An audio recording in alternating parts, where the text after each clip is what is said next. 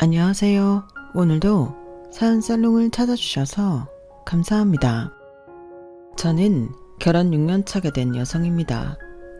주변 친구들이 집안일 할 때 많이 듣는다며 추천해준 채널이 사연 살롱이라 평소에 애정을 많이 가지고 있었는데요. 그렇다고 제가 여기에 사연을 적게 될 줄은 몰랐어요. 남편과도 금슬 좋다는 소리를 자주 듣고 시부모님께서도 굉장히 잘해주셔서 제가 여기에 사연을 적어냈다고 하니 친구들도 깜짝 놀라더라고요. 네, 사실 남편과도 시부모님과도 문제가 없으니 누군가는 저에게 배부른 하소연이라고 할 수도 있겠지만 제게도 숨쉴 구멍이 필요했던 것 같아요. 이런 하소연을 남들에게 하면 그래도 남편이랑 시부모님은 괜찮잖아 하는 대답을 들으며 영 속이 시원하지 못한 기분이 들었거든요. 그런데 생각해보니 제 이야기를 털어놓기 좋은 대나무 숲이 여기 있더라고요. 그렇게 사연을 적게 되었어요. 여기까지 들으신 분들은 그럼 대체 뭐가 문제냐 하실 수 있겠네요. 제 시댁 스트레스는 다름 아닌 동서들이었는데요. 남편은 세 형제 중 막내 아들로 위에 형이 둘 있었는데요.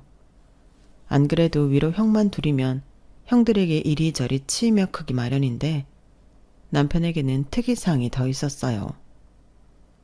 남편과는 4년간의 연애 끝에 결혼하게 되었는데 만난 지 2년쯤 되었을 때야 조심스럽게 이야기해 주더라고요. 사실 나 입양된 아들이야. 형들은 친자식이고 나 혼자만 입양이 됐어. 당신이 알면 별로 안 좋아할까봐 뒤늦게 이야기하게 됐어. 이제야 이야기해서 미안해.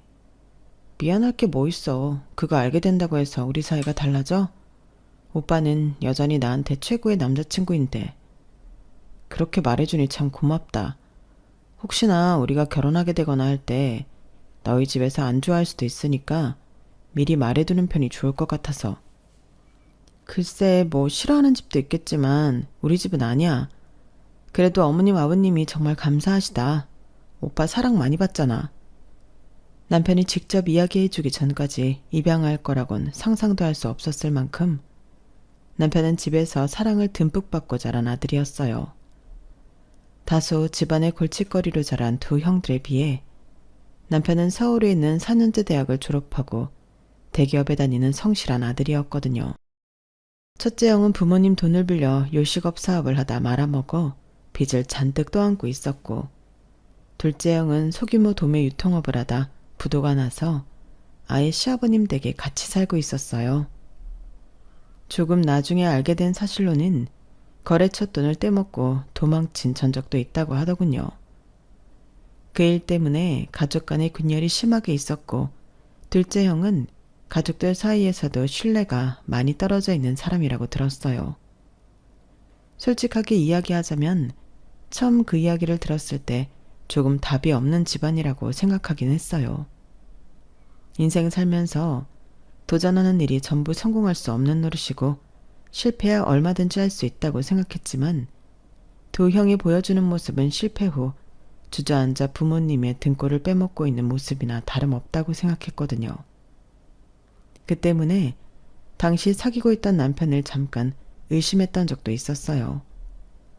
지금은 이렇게 성실하지만 두 형을 닮아 혹시나 안 좋은 일이 생겼을 경우 이렇게 좌절하고 일어나지 않는 사람인 건 아닐까 하면서요. 그래서였는지 오히려 남편이 두 형과 피가 안 섞였다고 하니 안심이 되더군요. 남편은 형들과는 근본적으로 다른 사람이었거든요. 하지만 두 형을 낳고 기른 게 시부모님이니 시부모님에 대한 의심만은 지울 수 없었어요. 남편은 너무 성실하고 바르고 저와도 성격이 잘 맞고 배려심 넘치는 사람이었지만 한 번에 하는 결혼 제대로 잘 살고 싶어 남편 집안에 대해 신중하게 생각할 수밖에 없었죠. 그런데 예상외로 처음 인사드린 자리에서 시부모님은 오히려 남편의 친부모님인 것처럼 남편과 더 비슷한 성향이시더군요. 말씀도 너무 다정하게 하시고 저를 바라보는 눈빛에도 애정이 가득했어요. 우리 무진이 늘 친자식처럼 키우려고 노력했지만 우리가 채워줄 수 없는 외로움이 있을 거라고 생각해왔단다. 우리가 아무리 노력해도 부족한 부분이 있었을 거야. 그런데 이렇게 버젓하게 자기 가족이 되어줄 여자친구를 데리고 오니 너무 기쁘구나. 우리 무진이와 즐겁게 힘들 때는 서로 의지하면서 예쁘게 살아줬으면 좋겠다. 처음 만난 자리에서 처음 뵙는 시부모님께 그런 말을 들으니 어찌나 울컥하던지요. 비록 피가 섞인 부분은 아니지만 남편이 어떻게 그렇게 따뜻한 사람으로 클 수 있었는지 바로 납득했어요. 그리고 이런 분들이라면 정말 애정있게 시부모님으로 모실 수 있겠다는 생각을 했죠. 평소 신중하고 예민한 성격인 제가 예비 시부모님을 만나고 와서 좋아하니 저희 부모님께서도 안심하셨어요. 그렇게 말씀해 주시는 분들 흔치 않아. 입양아를 사랑으로 키워주신 것만으로도 대단한데 며느리인 너에게도 그렇게 따뜻하게 대해주시니 우리도 좋구나. 그렇게 저는 남편과 예비 시부모님만 보고 이 결혼을 결심했어요. 언젠가 가정을 이룬다면 이런 가족을 만들고 싶다는 생각을 했거든요. 제가 꿈꾸던 분위기에 정말 부합하는 가족이었어요. 모든 가정이 그렇듯 완벽하기만 할 수는 없으니 두 아주버님에 대한 건 미뤄두기로 했어요. 다행히 결혼을 준비하는 과정에서는 크게 부딪히는 일은 없었어요. 두 아주버님과 형님들 모두 저를 딱히 크게 환영하지도 배척하지도 않고 뜨뜻미지근하게 대하셨거든요. 대화 중간중간에 타고난 인간성이라는 게 언뜻 보이긴 했지만 그 정도는 그냥 넘어갈 수 있을 수준이었어요. 하지만 결혼을 하고 더 가까워지니 그 속내가 조금씩 드러나기 시작하더군요. 평소 아주버님들이 남편에게 틈만 나면 빨대를 꽂으려고 하거나 은근하게 따돌린다는 사실을 알고 있긴 하지만 가까이서 보고 그걸 처음 느낀 건 결혼 후 시어머니 첫 생신을 챙기던 날이었어요. 결혼 후 시댁 식구들이 모두 있는 단톡방에 초대가 되었고 제가 가족이 된 후 첫 시댁 행사라 긴장을 많이 했어요. 고급스러운 한정식 식당에 가서 식사를 하고 다 같이 사진 촬영을 하기로 했는데 괜히 입을 옷이 고민이 되더라고요. 최대한 단정하고 채도 낮은 곤색 원피스를 골라 입었고 남편도 연한 회색 피셔츠에 검정색 정장 바지를 챙겨 입었어요. 나름대로 깔끔하게 골라 입었다고 생각했는데 도착하니 저희 빼고 온 가족이 전부 하얀색으로 맞춰 입었더라고요. 더운 여름이라 처음에는 우연인 줄로만 알았어요. 하긴 여름인데 너무 우리만 칙칙하게 입었나? 우리도 좀 화사하게 입을걸. 남편에게 작은 소리로 속삭이니 맞은편에 앉아 계시던 시부모님께서 저희를 이상한 눈으로 바라보시더라고요.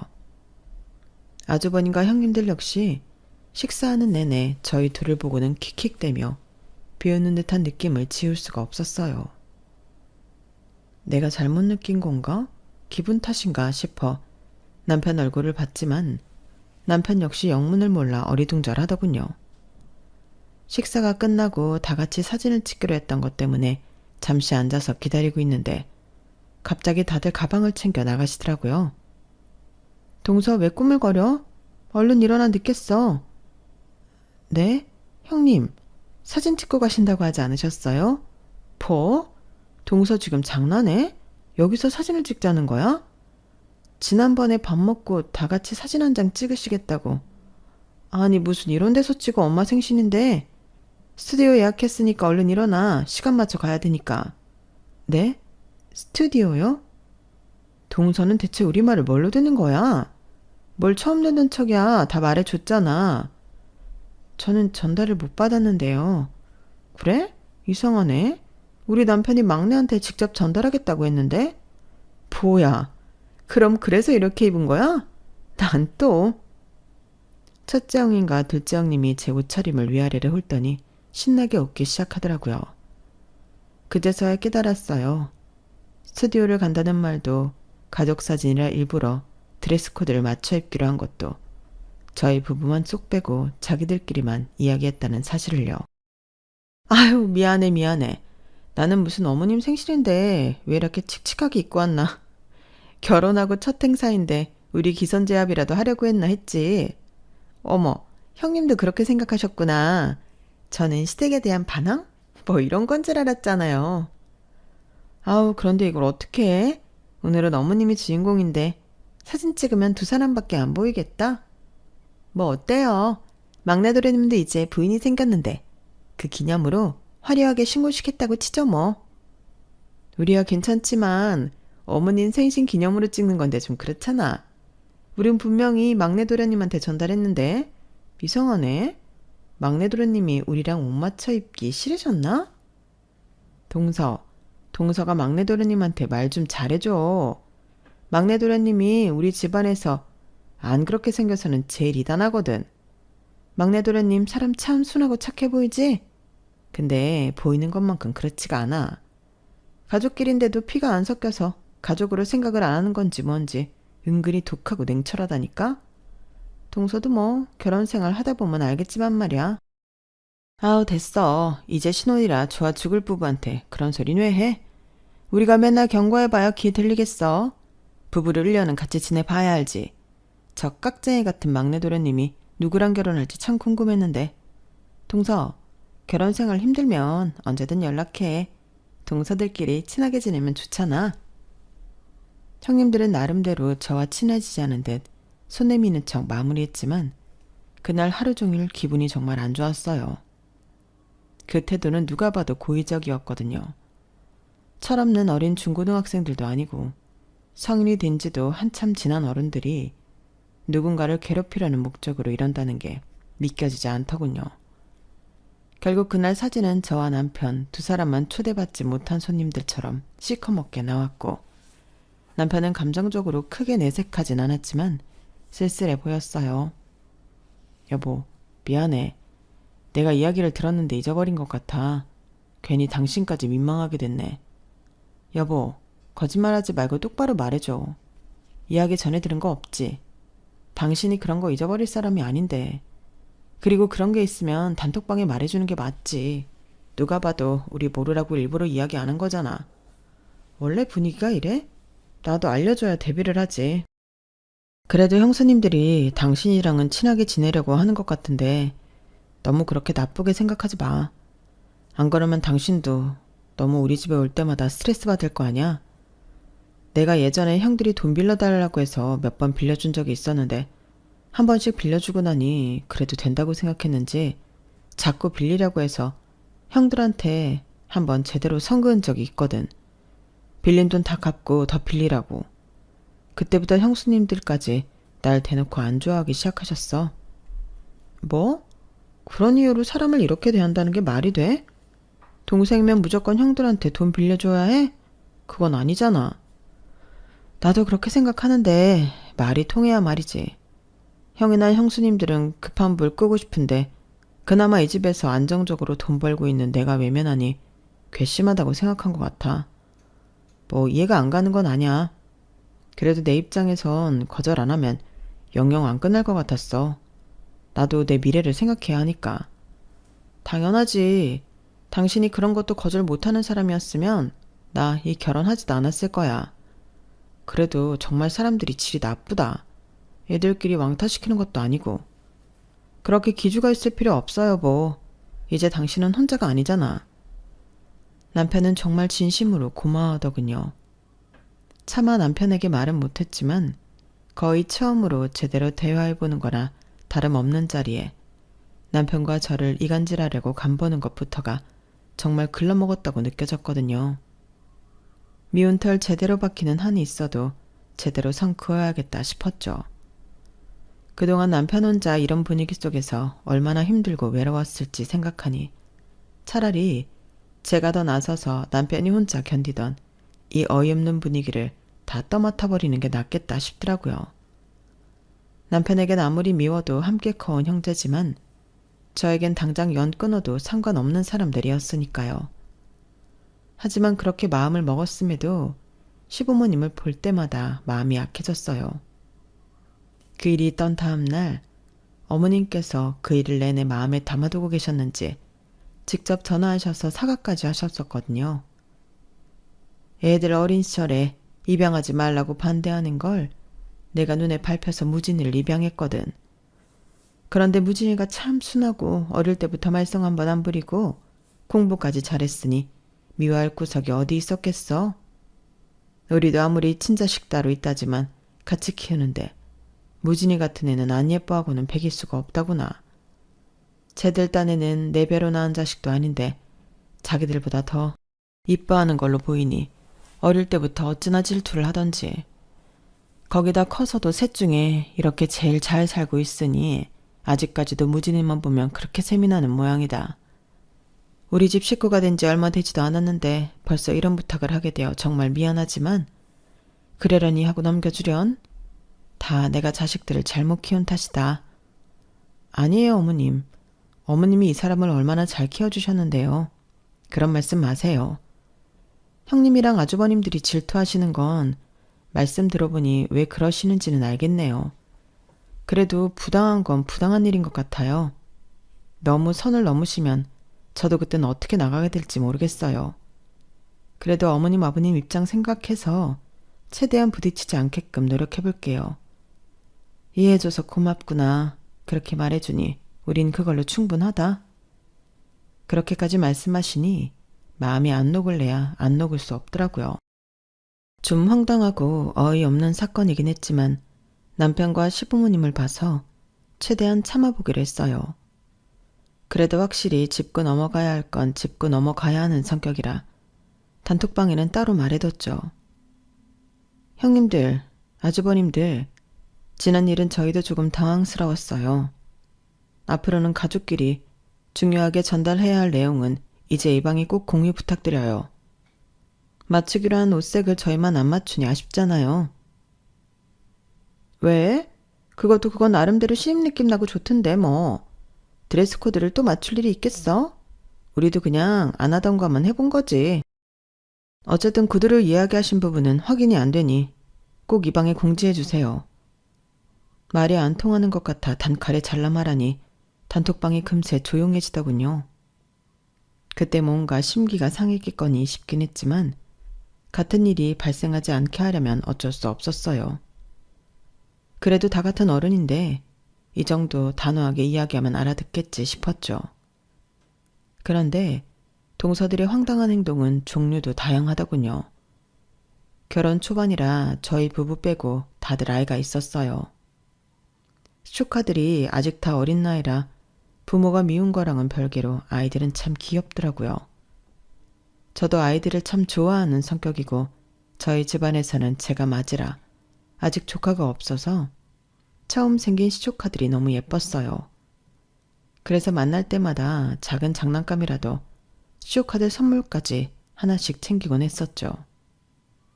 조카들이 저를 잘 따르기도 했고 부담스럽지 않은 선에서 챙겨주는 선물에 행복해하는 모습을 보면 저까지 행복해지더라고요. 아이들이 좋아하는 모습을 보면 아주버님과 형님들도 못된 심보가 좀 누그러지는 건지 심술을 덜 부리는 기분이 들기도 했고요. 그렇게 겸사겸사 좋은 마음으로 했던 일이 걷잡을 수 없는 화로 돌아올 줄은 몰랐어요. 연휴가 유난히 길었던 명절이라 남편과 1박 2일로 지방에 여행을 갔다가 시댁으로 향하려던 길이었어요. 여보, 우리 앞에 차 좀 이상하지 않아? 그러게, 저 사람 지금 조는 거 아니야? 앞에 있던 차가 졸음운전을 하는 건지 위태롭게 운전하는 모습이 불안해서 차선을 바꿔 피하려던 순간이었어요. 갑자기 저의 차 앞을 가로막듯 하더니 브레이크를 꽝 밟아버리더군요. 남편도 당황해서 빠르게 브레이크를 밟았지만 충돌을 피할 수는 없었어요. 가벼운 충돌이긴 했지만 막상 이런 식으로 교통사고를 당하니 정신이 없더군요. 앞에 있던 운전자는 역시나 졸음운전을 하고 있었고 내려서는 미안하다고 사과를 계속하더군요. 어떡하지? 오늘은 우리 바로 병원도 가봐야 할 것 같고 못 올라가겠네. 그러게. 시댁엔 내가 전화 드릴게. 당신은 계속 일 봐. 보험사도 부르고 정신이 없었던 탓에 못 간다는 연락을 제가 대신하기로 했어요. 그런데 참 기가 막힌 타이밍에 첫째 형님에게 전화가 오더라고요. 동서 어디쯤이야? 둘째네는 1시간 뒤에 도착한다던데? 형님, 안 그래도 전화 드리려고 했는데 저희가 가는 길에 교통사고가 나서 바로 못 가게 됐어요. 아무래도 시간이 좀 걸릴 것 같아서 사고 처리하고 조만간 어머님 아버님은 따로 찾아뵈야 할 것 같아요. 뭐? 사고? 얼마나 크게 났는데? 다행히 큰 사고는 아니고 살짝 퉁dur한 거긴 한데 일이 복잡하네요. 크게 다친 거 아니면 그냥 오지 그래. 연휴도 긴데. 어머님 아버님께는 제가 직접 연락드릴게요. 기대도 안 했지만 사람이 다쳤다는데 괜찮냐는 말 한마디 없이 짜증스럽게 오라는 말을 하는데 어이가 없더라고요. 여기까지는 그래도 뭐 그럴 수 있다. 그러려니 생각하고 넘겼어요. 시부모님께 전화드리니 깜짝 놀라시면서 걱정을 해주셔서 바로 잊어버렸거든요. 세상에 이게 무슨 일이니? 많이 다친 건 아니지? 네 어머님 기다리셨을 텐데 죄송해요. 저희가 얼른 시간 내서 찾아뵐게요. 아우 죄송은 무슨 몸조리 잘하고 무슨 일 있으면 바로 연락 줘. 알겠지? 그렇게 이야기가 잘 마무리됐다고 생각했어요. 저녁쯤 갑자기 둘째 형님한테서 전화가 오더라고요. 당연히 사고 소식을 듣고 걱정차 연락을 주신 건 줄 알았어요. 네 형님. 아니 동서 사고 나서 못 온다며? 네 크게 다치지는 않았는데 당장 이동하는 게 조금 부담이 되어서요. 아 이거 큰일이네. 애들이 엄청 기대하고 있는데. 저도 성민이, 정민이 엄청 보고 싶은데 다음에 보자고 전해주세요. 아니 동서야 다음에 보면 되는 거고 애들이 동서가 오늘 무슨 선물 사다 줄지 엄청 기대하고 있었거든. 못 온다고 하니까 너무 실망해서. 오늘 못 오면 그냥 애들 선물이라도 근처에서 택배로 좀 붙여줄래? 애들이 동서 오라고 땡깡 부리고 난리야. 네? 택배로 붙이라고요? 그래 애들 입장에선 그렇잖아. 원래 오늘 받은 선물인데 다음에 만나면 다음에 선물 못 받은 거나 다름없으니 심통이 난 거지. 나중에 동서도 육아해보면 알겠지만 애들 비위 맞추기가 더 어렵다. 아무튼 주소는 보내놓을게. 애들이 기다리고 있을 테니까 부탁해. 저기 오늘은 택배도 안 해요. 정 그러면 명절 끝나고 붙여드릴게요. 전화를 끊고 나니 어이없어서 화가 치밀더라고요. 아니 무슨 선물 나한테 맡겨놨어? 나야 그렇다 치지만 당신 안부도 안 물어보더라. 그렇게 받고 싶으면 기본적인 예의라도 지키던지. 평소에는 사람을 그렇게 무시하고 따돌리면서 필요할 땐 맡겨놓은 것 마냥 내놓으라고 하네? 됐어. 이번에 애들 선물도 마지막이야. 정말 안 그러려고 했는데 부모가 미운 애들까지 미워지네. 그래. 우리가 언제까지 애들 선물 사갈 수는 없는 노릇이니까. 그리고 솔직히 우리가 아이 낳아도 형들이랑 형수님들이 그렇게 선물 사다 주실까 싶어. 그래, 이 돈 아껴서 우리 나중에 태어날 애기한테나 쓰자. 진짜 사람들이 보자보자니까 상종을 말아야지. 더럽고 치사해서 애들 선물은 대충 한참 뒤에나 택배로 붙였어요. 그리고 다음 가족 모임 때부터는 애들 선물도 끊어버렸죠. 애들도 부모를 닮았는지 아니면 부모에게 들은 게 있어서 그런지 선물을 안 사가기 시작하니 예전처럼 저를 반기지도 않더군요. 어차피 정 떼는 거 그냥 다 같이 정 떼는 것도 나쁘지 않겠다 싶어 좀 씁쓸하긴 했지만 신경 쓰지 않기로 했어요. 마침 저희 부부도 임신을 준비하던 중이라 남이의 신경 쓸 시간에 내 애나 신경 써야겠다 싶었죠. 그렇게 몇 달이 지난 후 저희 부부에게 축복이 찾아왔어요. 아이가 생기니 시댁의 심술 따위엔 신경 쓸 겨를은 정말 없더라고요. 하지만 막상 애를 낳고 나니 애를 보러 온다는 핑계로 자주 부딪히게 되더군요. 그래도 다들 애 가진 부모들이니 애는 이뻐하고 궁금해하나 보다 싶었는데 아니나 다를까 와서는 속을 긁는 소리만 해대더군요. 아니 딱히 동서를 닮은 것 같지도 않고 그렇다고 서방님 닮은 것 같지도 않고 애매하게 생겼네. 우리 식구 느낌이 안 나. 확실히 입양해온 놈 자식이라 그런가 티가 팍팍 나네. 우리 집엔 이렇게 쌍꺼풀 진한 유전자가 안 나오는데 얘만 너무 남의 집안 식구 같다. 그러니까 형네 애들이랑 우리 애들은 다른 것 같아도 묘하게 닮은 구석이 있는데 얘만 너무 딴판이네. 애기 때부터 그렇게 자기 주장 강하게 생긴 애는 우리 집에 없었는데 애가 좀 세 보인다. 아주버님들까지 나서서 제 아들을 평가하니 기가 막히더군요. 아직 갓난아이인 애한테도 저런 소리를 안 가리고 하는 걸 보니 애 크면 조카들 시켜서 대놓고 왕따는 시키지 않을지 걱정이 되고도 남았어요. 여보, 아주버님들 계속 저러면 나 시댁에 안 데리고 갈 거야. 애한테 어릴 때부터 이런 소외감 느끼게 할 순 없어. 미안해 여보. 당신이랑 우리 아들 생각하면 내가 집이랑 연을 끊어버리는 게 맞는데 부모님 생각하면 그러기가 힘드네. 부모님 아니었으면 나 지금 이렇게 당신이랑 결혼해서 행복하게 살고 있지도 못했을 테니까. 그 마음은 이해해. 어머님 아버님은 너무 좋으신 분들이니까 당연히 연을 끊기는 힘들지. 적어도 어머님 아버님 살아계실 때만큼은 나도 연 끊으란 소린 안 할 거야. 근데 당신이 이렇게 결혼해서 어엿한 한 집안의 가장인데도 선 넘는 행동들을 계속한다면 그건 절대 못 참아. 고마워 여보. 그리고 미안해.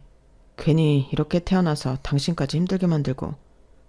당신이 선택한 것도 아닌데 미안해할 거 없어. 그리고 난 이런 과정들을 거쳐서 만들어진 지금 당신이 좋은 거야. 여보, 나 정말 당신이랑 결혼하길 잘한 것 같아. 내가 앞으로 더 잘할게. 안 그래도 싫었던 시댁 식구들이 아이가 생기니 그렇게 더 싫을 수가 없더군요. 남편 역시 저랑 생각이 같았어요. 적어도 우리 아이만은 친척들 사이에서 소외감 느끼거나 무시당하지 않게 하고 싶었죠. 어린 나이에 그런 감정을 느끼게 하는 것 자체가 싫었거든요. 그래서 최대한 만나는 시간을 줄이고 연휴에는 일부러 일자를 피해서 방문하는 등 온갖 노력을 다했지만 역시나 한계가 있더군요. 우리가 점심시간이 안 맞아서 못 모이는 것 같으니까 갯돈을 제대로 모아볼까 해. 네? 갯돈이요? 그래야 불참하는 사람이 없지. 매월 20만 원씩 걷어서 가족 모일 때마다 쓰고 어머님 아버님 생신 때 가끔 가족여행도 가고 하면 좋을 것 같아서. 그래, 그게 좋은 생각 같다. 일부러 빠지는 사람도 없게끔. 그 말이 꼭 저희 부부를 저격하는 것 같더라고요. 다른 형제들이 군말 없이 하겠다고 하니 저희도 별 수 없이 갯돈은 합류할 수밖에 없었어요. 보기 싫어도 어거지로 계속 만나야 한다는 건 안 좋은 점이었지만 그래도 갯돈을 모아서 좋은 점은 있더군요. 갑자기 큰돈 나갈 일 없이 늘 내던 돈으로 가족 행사를 해결했으면 됐으니까요. 시부모님도 내색은 안 하시려고 했지만 가족이 한자리에 모여있는 걸 더 좋아하시는 것 같았고요. 그래서 그냥 좋게 생각하자 싶었어요. 아들이 아직 어리니 어차피 모여도 아이 핑계 대면서 일찍 자리를 파할 수 있어서 모이는 게 아직까지 그렇게 큰 부담은 안 되더라고요. 나중에 아이가 크면 크는 대로 학업이나 이런저런 핑계를 대서 빠지면 되겠다고 미리 생각만 해뒀어요. 그리고 나서는 한동안 평화로웠어요. 갯돈을 모으고 난 후부터는 첫째 형님이나 둘째 형님이 딱히 저희 부부를 견제하거나 따돌리는 발언을 잘 안 하시더라고요. 요즘 아주버님이나 형님들이나 우리한테 괜한 트집을 안 잡으시네? 웬일이시지? 그러게, 형들도 나이 먹으니 변한 건가? 갯돈 모으니까 이제야 좀 가족 같다는 생각이 드나? 이렇게 평화롭게도 지낼 수 있는 걸 도대체 왜 그렇게 심술 부리신 거야? 진짜 알다가도 모르겠다니까. 다행이지 뭐. 요즘만 같아서는 정말 가족처럼 잘 지낼 수 있을 것 같아. 아무튼 꼭 돈이 엮여야만 가족 같다고 생각하는 것 같아서 얄미워 죽겠어. 그래도 요즘은 싫은 소리 덜 듣다 보니 시댁도 다닐만 하다는 생각은 드네. 그때까지만 해도 전혀 상상도 못했어요. 폭풍이 오기 전 바다가 가장 고요하다는 말이 괜히 있는 말이 아닌데 그 말을 왜 잊고 있었는지 모르겠네요. 개모임을 시작한 지 1년이 넘고 나서야 그 진실을 알게 되었어요. 갯돈 계좌를 큰 아주버님께서 관리하시는데 남편이 우연히 형제들끼리 갯돈 관련 정산 이야기를 하다가 계좌 내역을 보게 된 모양이었어요. 형, 우리 갯돈 한 집에 20만 원씩 하는 거 아니었어? 근데 금액이 왜 이래? 어? 아, 그게 야, 우리 집은 와이프 혼자 벌고 둘째네는 둘 다 벌어도 안정적인 직장이 아닌데 니네 집은 너도 잘 벌고 재수씨도 벌이가 괜찮잖아. 잘 버는 집에서 좀 더 내는 게 맞지? 안 그러냐? 그치. 원래 세금도 부자가 더 내잖아. 형편에 맞게 내야 개모임이 오래 유지되지. 안 그래? 아니, 이게 다 무슨 소리예요? 우리 집만 20만 원씩 내고 있었다고요? 아주버님들은요? 누가 들어도 기가 막혀 눈이 뒤집힐 소식에 아주버님들은 추궁하자 영 안 내킨다는 얼굴로 내역을 보여주시더군요. 저희 집을 제외한 두 집에서는 10만 원씩만 계를 하고 있었어요. 저희 집만 2배를 더 내고 있었던 거죠. 그쯤 되니 진짜 어이가 없어서 웃음도 안 나왔어요. 어쩐지 요즘 조용하시다 싶더라니. 갯돈을 우리한테 더 받고 있으니 찔려서 아무 말씀도 못 하신 거였구나. 이제 좀 마음 좋게 먹고 저희를 가족으로 받아주신 건가 했는데 이것도 제 착각이었네요.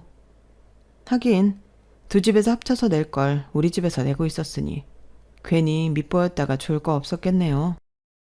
그래도 이건 많이 선 넘으신 거 아니에요? 사람을 무슨 ATM 기계로 보는 것도 아니고 사전 양해를 구하지도 않고 2배를 더 떼가는 게 어딨냐고요. 아니 재수씨, 무슨 말을 그렇게 섭섭하게 해? 그럼 그동안 이 피도 안 섞인 놈을 우리 집에서 키워준 값은 얘 안 데려왔으면 우리한테 더 투자했을 돈도 얘한테 가고 부모님 돌아가시면 재산도 얘랑 나눠야 돼. 근데 그까짓 갯돈 좀 10만 원 더 받았다고 그렇게까지 나를 세워야겠어? 그럼 사전에 의논이라도 하셨어야죠. 말도 없이 어떤 집에만 더 받는 건 날강도 심보죠. 뭐? 지금 날강도? 진짜 말 다 했어? 본인들 잘못은 생각도 않고 얼굴이 불그락 푸르락해지는 걸 보니 정말 말이 안 통한다는 생각만 들더군요. 그래서 다음부터는 그냥 알아서 절반만 냈어요. 왜 그 정도만 내냐고 뭐라 할 줄 알았더니 의외로 별말 없더군요. 최소한의 양심은 있나 보다 싶었죠. 하지만 얼마 못 가 결국엔 일이 터지고야 말았어요. 그 일이 있고 나서 시댁 식구들과 모든 소통은 남편을 통해서 하게 됐어요. 명절인데도 잠깐 일을 보고 갈 일이 생겨 퇴근 후에 남편과 함께 시댁에 들리기로 했어요. 그런데 시댁에 도착해서 아무리 배를 눌러도 대답이 없더군요. 뭐지? 안 계시나? 전화 한번 해보자. 어머님 아버님께 전화를 드려도 전화기가 꺼져 있거나 받지 않으시더라고요. 그래서 하는 수 없이 남편은 아주버님들께 저는 형님들께 연락을 했어요. 연결이 먼저 된 건 저였어요.